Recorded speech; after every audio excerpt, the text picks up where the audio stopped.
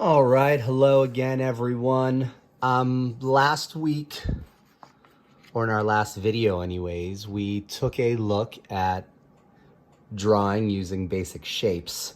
So we broke complex figures down into geometric shapes. So in this video, I just want to take a look at using those shapes to create a finished drawing. So we're going to go back to our little Pokemon Yamper here, and I'm going to do a drawing of Yamper beginning with little basic shapes, and I'm going to just walk you through the steps that we take in order to get from those basic shapes to a completed drawing.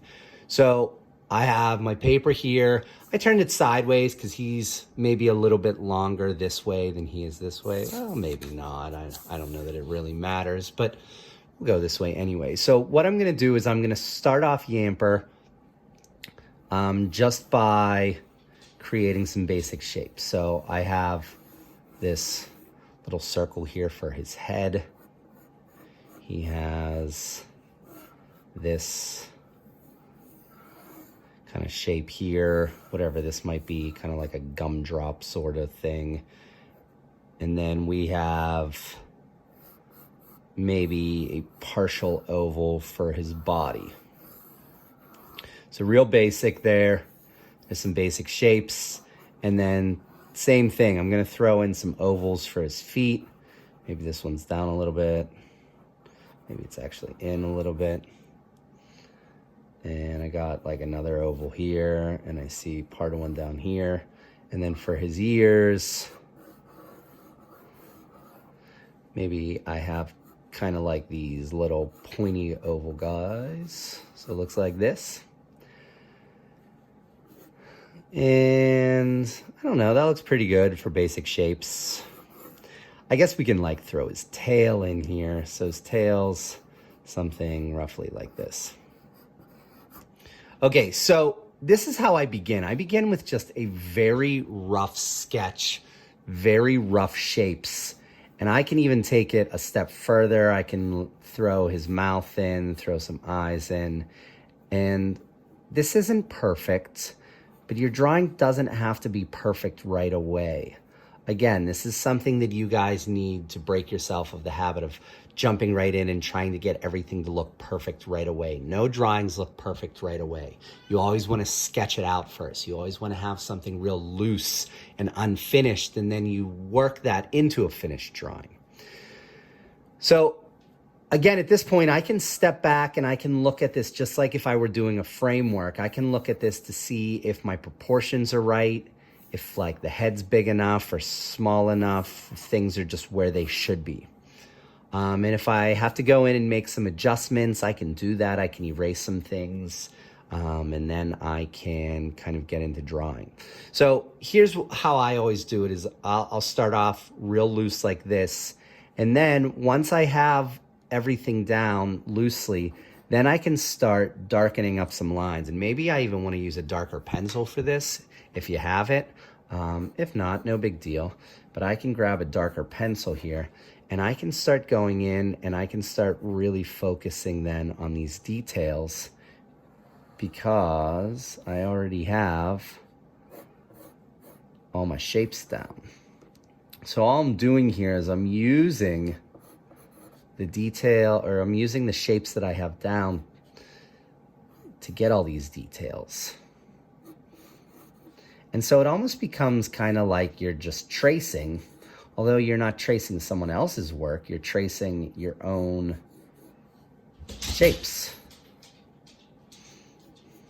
That's my dog, he just got excited.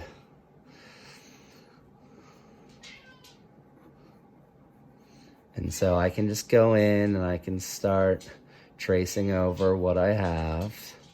Throw his little tongue in here. And I promise you that if you can get those shapes down, everything else is just gonna fall in place. And again, look, all I'm doing is I'm just tracing over what I have, and I'm making some adjustments as I go. But I'm using what I have. And look, I did this, and I think maybe this might be a little bit big, or maybe a little bit off. So maybe now I angle it this way. And that happens. Sometimes you're gonna have to adjust things. Sometimes it's not gonna be perfect, but that's okay. That's why pencils have erasers. And maybe his little puppy butt is a little bit smaller than I made it. So I'll go like this. And now this part down here isn't that perfect oval that I made before, but it kind of loops up and then loops back down.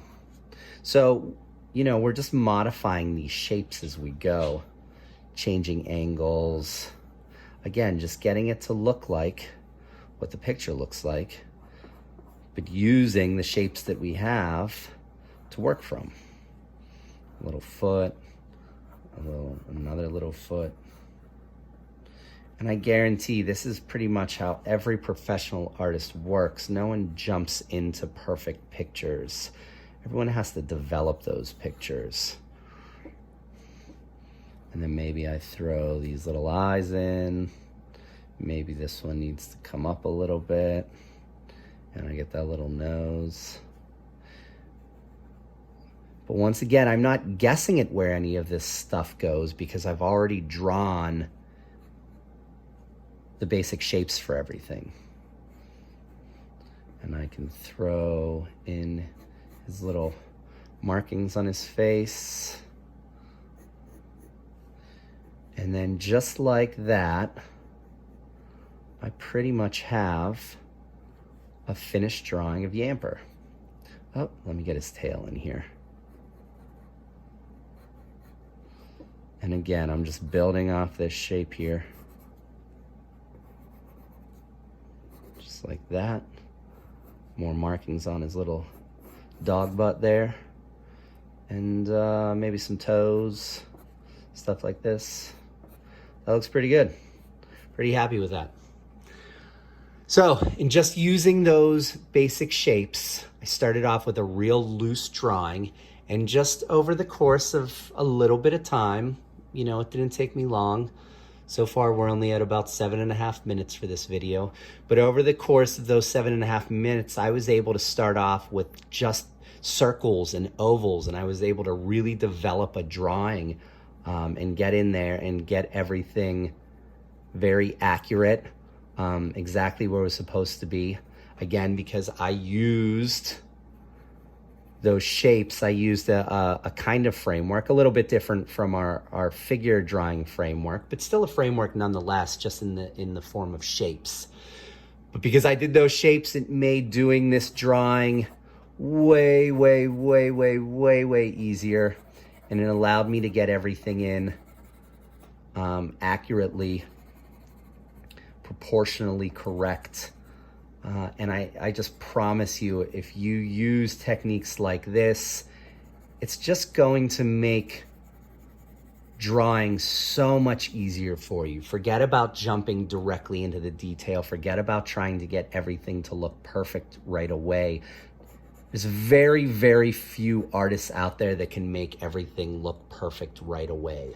I would say vast majority of artists out there need to do some sort of framework, some sort of loose drawing first before they jump into the final. And it's just really gonna help you develop your drawing abilities. It's really gonna just make your drawings much more accurate, much more correct. And it's just gonna make drawing a lot more enjoyable for you. So I hope that this was helpful. Thanks for watching, guys, and I'll see you next time.